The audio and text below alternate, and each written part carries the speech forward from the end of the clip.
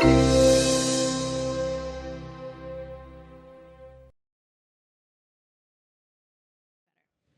thank you for taking the time to come visit Google. And we're all just going to kick off with that you're returning from the first film, Bad Moms.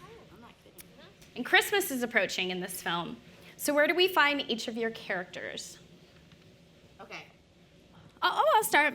Well, Kiki has much repaired her relationship with Kent. I'll say that. She stood up for herself, which a lot of times when you stand up for yourself, you sort of set new boundaries and new dynamics in your life, which she's done. Kent helps out a lot at home. He is no longer a never hard, if you know what I mean. So she has a thriving sex life, and she's still friends with both these girls, but I think as life ebbs and flows, you go through waves where, you know, the moms felt like they took a part of their life back, but Christmas and the holidays are approaching, and they feel like it's just slipping away, all that control. That's where... Yep. God, I love it. It's so good. Amy, where's Amy? So, she is in a relationship, spoiler alert, with Jay. Yeah, Jesse, that's his name. And that's right, Jay Hernandez/Jesse. And is in a very happy place in her life. She has filed for divorce. Everything's great. And, you know, her mother... her mother comes into town and throws her in for a loop of spiraling out of control and feeling like she's never good enough and that nothing she ever does is good enough, and feeling the pressure to be as perfect as her mother while having these wonderful women try to help themselves and her be strong and powerful and go against the system of Christmas. Well, I play Carla. And thank you. Mimosa. Carla is trying, you know, I think that from the last movie, I think is trying on a modicum of, thank you, some responsibility in her life. She has a job now. I think she works, she's an esthetician, and all that entails at a spa. And so I think, you know, she's trying to have a little bit of responsibility. It's just her and her boy. And then, yeah, mom walks in, who I haven't seen in years and years. I don't think Christmas in their family was ever, you know, celebrated. Really, no one really cared. Yeah, so I think that's where you see her as I think she's trying to have a little bit of responsibility and trying to enjoy these last couple of years with her boy before he goes away to, you know, school or wherever. Or, you know, who is she kidding? He's never leaving her home. Oh. Sure. Well, this film was directed by John Lucas and Scott Moore, the duo best known for the Hangover films. How much were you able to influence the script this time around? I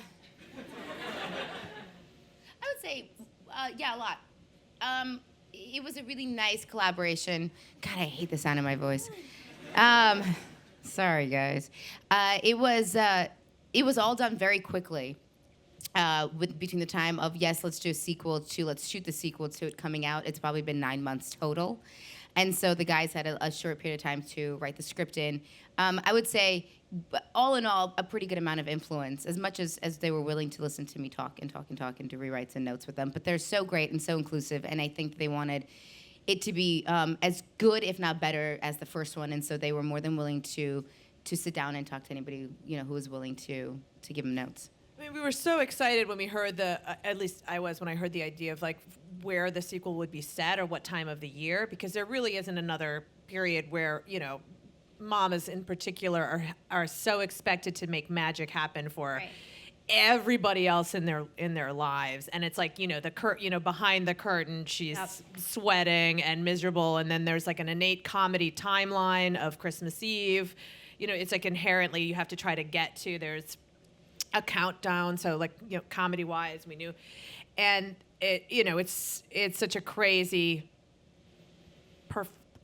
pressure for no reason, where it should just be you know, this magic time with everybody, and of course, yeah, and it should be fun. And it gets and it's earlier and earlier. Clearly, I mean, it's October, but it's so clearly earlier and earlier. I started my Christmas list already. and I've started shopping. I know. I start now. Yeah. I really do. I We- already we- bought a few. Yes. Yeah. But then by Thanksgiving, I don't have any Christmas shopping to do. then you can relax. I'm done. Yeah. Well, your mothers are played by award-winning Susan Sarandon, Kristen Baranski, and Cheryl Hines. Did any of you have a role in casting your on-screen moms? Yes. Yes. Yeah. So you were just like, let me think of who I want, and Yes. they were like, yes. Well, that's And then they were like, yeah, sure, write them a letter. And you're like, okay. like, and they're like, send. And people respond. It's kind of crazy. that's so smooth. The directors are very confident, but also like they're resigned. They're not like gigantic personalities that jump into a room, but they're confident enough to know that they take all advice and all ideas and they use the ones they like. And there's just something sort of beautiful about that. So they listened to all of our Christmas stories, thought about like what we would want our characters doing, and then they thought about how they would place that into the film. And I think the same thing went with the moms. They were like, who do you connect to? Who would you feel like you would want to work with? Who are you friendly with? Who do you think is wonderful for this? But they're really, really collaborative. Yeah, it seems like it was a perfect cast. So one of my favorite lines is delivered by Christine Baranski. She says, "You're a mom. Moms don't enjoy, they give joy." That's how being a mom works. And can you tell us more about each of their characters and what we can expect? They're all, no, you go ahead. My mom is played by Cheryl Hines, who weirdly enough has been a friend of mine for about a decade. So I was like, this is weird, but do you want to like play my mom and we can just add a weird line that you had me when you were like 10 or something? And she was like, sure. So we already had like a very strong friendship bond going into it, and we share a similar sense of humor, and I sort of idolize her, and I was so excited that she said yes. And the storyline with Kiki, it pretty much wrote itself in that, of course, Kiki has the issue she has because she had an overbearing mother. Like an intensely overbearing mother, a mother that wore her face on her sweatshirt often, and a mother that like cuts and colors her hair exactly the same, a mother that just like cannot stop living through her daughter, and how much pressure Kiki feels and how that makes her sort of neurotic and unable to set a boundary because she's fearful of hurting her mom, which I've experienced. And it was wonderful to be able to work in a safe, fun environment with Cheryl, who's like one of the best also improv female comedians we have out there. So she, I feel like, brought a ton to it, and I was just really grateful that she said yes. I had the pleasure of Kristen Baranski, who came about of me going, who makes me nervous? And I was like, Kristen Baranski. My character in the first one was constantly trying to be perfect. And that was her whole spiral of like, how do I, beat the ideals of perfection? So the mother that I get in the movie is somebody who has to have everything be exactly the way the public would want it to perceive. So everything has to visually be great. It doesn't matter what's happening behind closed doors, but you don't air your dirty laundry, and everything has to be perfect, and the kids have to be happy, and it has to be the best this, and everything has to be perfect and wonderful and great. And so I was like, who makes me nervous as a person? And I literally went, Kristen Baranski kind of makes me nervous. And I was like, well, let's see what happens. And literally that's how it went about. And then I emailed her and was like, hey, there's this little movie we did called Bad Moms. Like, I went on a whole thing, and she was like, yeah, okay. And that was it. And I was like, do you want to read the script? Like, she's like, no, it's fine. And then the directors, John and Scott, met with her and pitched her the idea of this character that's a very overbearing mother. And, all the moms ultimately have a reason as to why they are the way that they are, which explains why our characters became the way they became, which is very reminiscent of if you are who your parents are. And you're, whether your parents were constantly driving you and you fought against it and you became a rebel, or you went into it and became, Mark Zuckerberg, like whatever version of that you became. It is true, you are what your parents are. And so in this case, I think this gives an explanation as to why we as mothers are so constantly fighting for perfection. And also, I think what they did a great job of in this movie is they give the moms enough behind the curtain time and peel away the onion time where it does sort of resonate that, guys, everybody's doing the best they can with what they've got. Yeah. And that, it rings true for our characters, but it also, throughout the course of the movie, you see, yeah, your mom is so annoying, but she's doing the best she can with what she got. And it explains why. Like, you no longer resent your parents. Or, yeah. Oh, yeah. And let me take that back. I meant Larry Page, not Mark Zuckerberg. Okay, guys? My bad. I apologize. I also mean Eric Schmidt. We can go down the list. It's okay, we're all friends. I didn't mean Zuck. Sorry, go on. I gotta get on this bob game too, you guys. Your hair looks so awesome, both of yours. I feel like I'm the odd woman out with this long hair. You need Fuck some the long hair, guys. for your scenes. Yeah. Susan Sarandon, you guys. I know. It's nutso. I mean, I was so excited. And similarly, I was like, there's only one person in the world that would make Carla feel small, and that would be her mother. And then I was so excited at the thought of it being Susan, and I wrote her as well. Susan Sarandon very early. I did. Susan Sarandon. I was like, Susan oh my Sarandon. god, I just knew it. And then even just being in a scene with her would be it would take me a second because it would be all those movies it was like Thelma and Louise, Thelma Dead and Man Louise, Walking, yep. Rocky Horror Picture Show. So it's like hard to like refocus into because she's such a goddess. They all are. We really lucked out with these women. And so I think in their dynamic, Carla and her mom, it's more, I think they were more like kind of siblings than mother-daughter. You know what I mean? There was not a lot of boundaries. Friendship. Yeah, exactly. Well, we were thinking about how you celebrate the holidays, since it is a holiday film. Can you share what some of your favorite traditions are, and if you are sharing those with your children?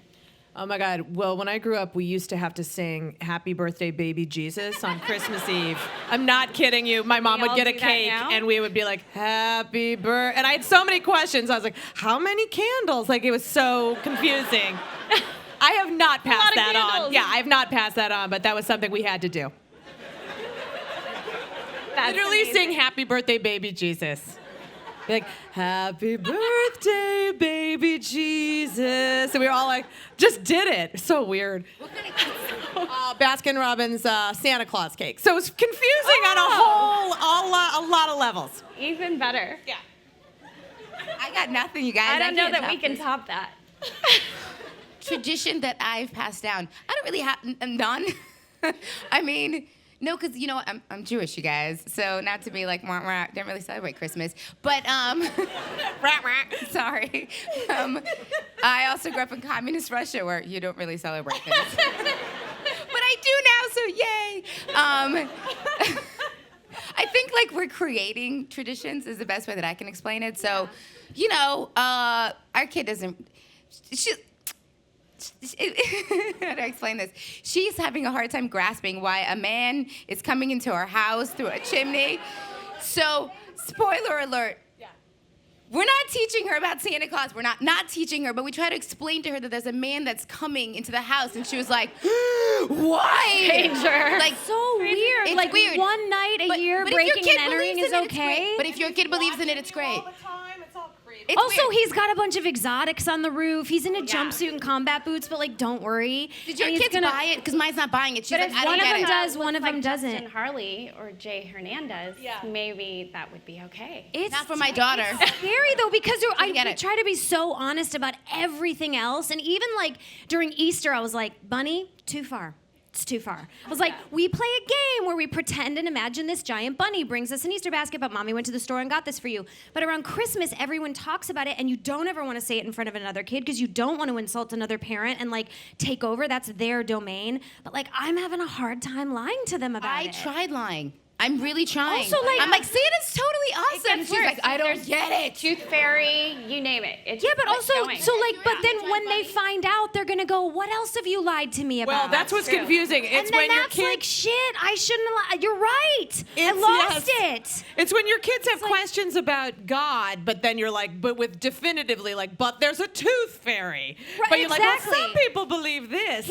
And it's confusing. I was babysitting yesterday, an extra kid at my house. Here are some of the questions that I fielded throughout the day. Is Santa Claus real? And I couldn't say anything in front of the other kid. Who made dogs? Why is the Earth? Literally, I was like, no, that was the question. And they're just like painting, and they're like, who made dogs? Why is the Earth? And I was like, oh my God, where's my husband? I can't. Sounds like an awesome play date. We'll It's have like to come I'm over. Kiki in real life. It's so sad. I feel like it's a planet. Well, you're all working moms, and the pressures of being a perfect parent is something that we can all relate to. So, is there a secret to your work-life integration? And then what do you do to recharge? The $1 million Well, I love question. my girlfriends, like my tribe of other mamas and humans that I love and that we share the same kind of you just find your group, and I cherish that. And then I think the balance it's really hard. It's hard. Oh, yeah. Yeah. I try not to say balance anymore because You I don't know can't. that balance exists. No, It it doesn't. It doesn't It's exist. it is really like, I've always thought like it really does suck that biologically like our chief money making years are lined up with our like fertility. Like it just blows. You know what I mean? It's just what it is, but it really sucks for us. Anyway, I'm gonna have some more mimosa. Let's drink some more and just make the most out of it. Any secrets to just recharging, signing off? I mean, self-care is huge. I think like just knowing when you're feeling frustrated and knowing when you like need to call a girlfriend or when you need to even like just tag team with your, like we in our household will be like, I'll be like, I gotta switch kids.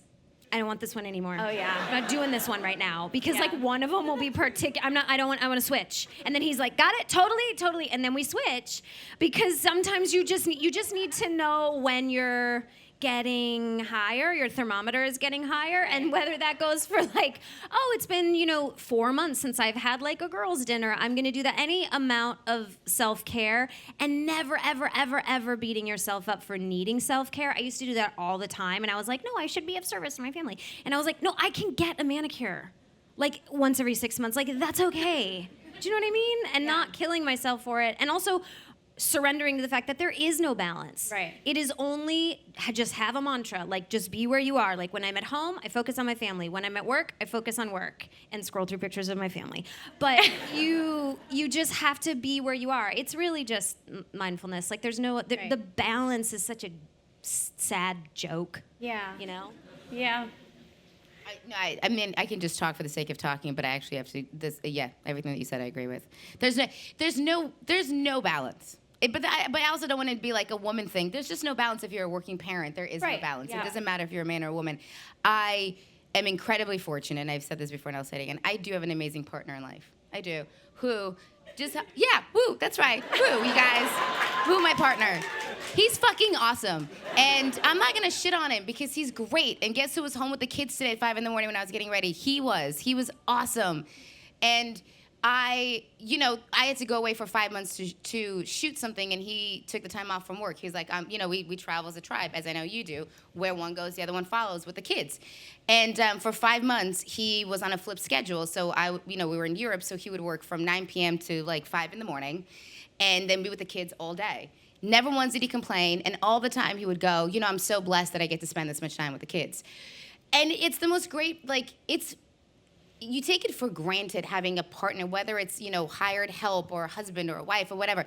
Anyone that allows you to just be like, I can't do this anymore, to your point, don't take them for granted. Yeah. Don't, because I think it's the one thing that I sometimes forget to do is just simply say thank you. Because as much as I'm like, I'm about to explode, I need to go and like lock myself up in the closet for a minute. He's like, babe, you got this, go. Yeah. And I'm like, okay, I got this. But like I think that we should just be grateful for whatever help it is that you're able to conceive, whether it's your friends, your girlfriends, your village, your mom, your dad. Remember, And don't feel guilty for relying on help. no, Ever. never feel guilty about it. And that's the one thing that I think both of you helped me with 2 years ago, because I had the hardest time asking for help 2 years ago. When I did Bad Moms, the first one was the first time I'm back to work after having kids, and I literally was like, as Daniel Tiger says, like when you're feeling frustrated, step back and ask for help, y'all. Fucking step back and ask for help. It's okay. Yeah. And it took me forever to be okay with it, and you were the biggest champions of that. So I thank you. It's true. Well, cheers to our girlfriends and our partners. We'll go ahead and start taking questions if you want to line up. And I guess to wrap up, where would each of you like to see your characters go if there was a third film? To Hawaii. On vacation. A destination. Actually, vacation takes a lot of work. Well, So, let's the Bad I Moms feel plan a you. vacation. I feel you. Planning a family vacation. It is. Packing, Yeah. having everything you need, I the love plane that. ride. Yep. I love favorite thing in I the don't know where world. to begin. Catherine, I forgot Packing to is like lock up our kids in their car seats once. Oh, yeah, car seats Strap them in. on the airplane, in the car that you have to rent. Yeah, we could go on and on. Great, so we'll go ahead and start with the first question. Hi, thanks so much for coming to Google. It's great to see all of you. My question is, how was working on this set of Bad Moms different than other sets you worked on in the past? Well, it is a Christmas movie, and we shot it in Atlanta in May and June. So that was relaxing. Pools of sweat in places I didn't know could gather. I think we were also kind of like, whereas the last movie we had a lot of peers and like we were all very friendly, this movie we were all sort of like in awe of like the things that Christine and Susan and Cheryl were sort of bringing, and I feel like I felt a little bit more like a fangirl on this. Not that I'm not in love with the other women that we worked with, but this just felt a little bit more like, I don't know, like, why are they doing our movie? This is so exciting, you know? Great. Thank you so much. Hi. I'll second that. Thank you so much for coming to Google today. One of my favorite parts of the first movie, which was amazing, but the very end where each of you were interviewed with your moms, I thought was incredibly touching and so transparent of you, is especially in the public light, to have your moms be there. So with your new stage moms in the second one, did your moms get to meet any of your screen moms? No. My mom did. She happened to be there while we were doing like a gallery shoot, or so remember we were doing the publicity, and so she got to meet her and shoot that, which was very, very exciting. Yeah, but those first interviews were so dear. And remember, like, do you remember they ended up being like incredible interviewers? John and Scott, our directors and writers, actually did the interviews for all of us as couple, you know, the mothers and daughters, and they were pretty revealing. It got real deep in there. Very Barbara Walters. It was. Oh, yeah. Really well done. Yeah. No, my mom has not met Kristen Baranski, but they're hysterical. My mom's 5 feet on a good day. Like if she stands up really tall, she's maybe 5 feet tall. And like she's tiny. She's just a tiny little thing. And you know, Kristen Baranski's like tall and beautiful. My mom's like, that's what I imagine myself as. Like she literally like, that's how I feel. And it's very cute. So they will meet. I mean, yeah, for sure. They're both awesome. Yeah. Thank you. I think we have one last question. Great. Hi.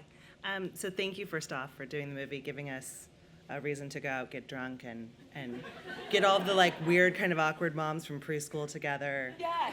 Represent body moms. Thank you. Get some, girl. Neurotic, really organized. I loved it. I was just curious which pieces really resonated the most with you. Like, if you could have chosen the characters, like, would you have chosen the character that you got assigned to? Yes. Yes. Without yes. I can go in a very lengthy explanation as to why, but with the first Bad Moms, that was me.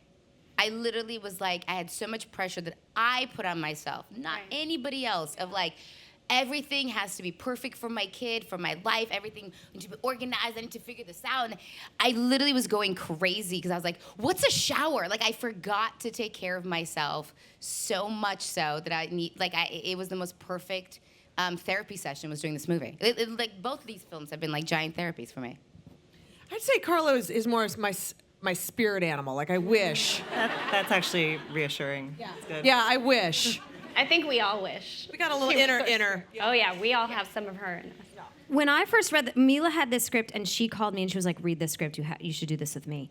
And I read it and I was Bullied like, her. this is so good. And I was like, maybe I should play the bitchy one. Like, I wanted to play remember this? I want to play Christina's role. I was like, she's so funny and that would be so cool because like I could be super bitchy. And she was like, no, you're Kiki. You're playing Kiki, you're Kiki, that's it. And I was like, okay, cool.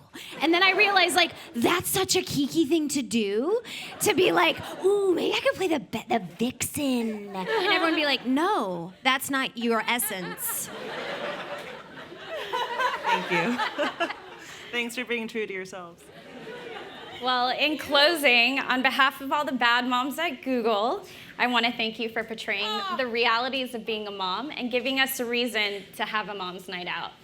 So be sure to watch A Bad Mom's Christmas out in theaters on November 1st. I want a micro kitchen 400 feet from where I am at all times. That's the best idea. Learning on the loo. I'm obsessed.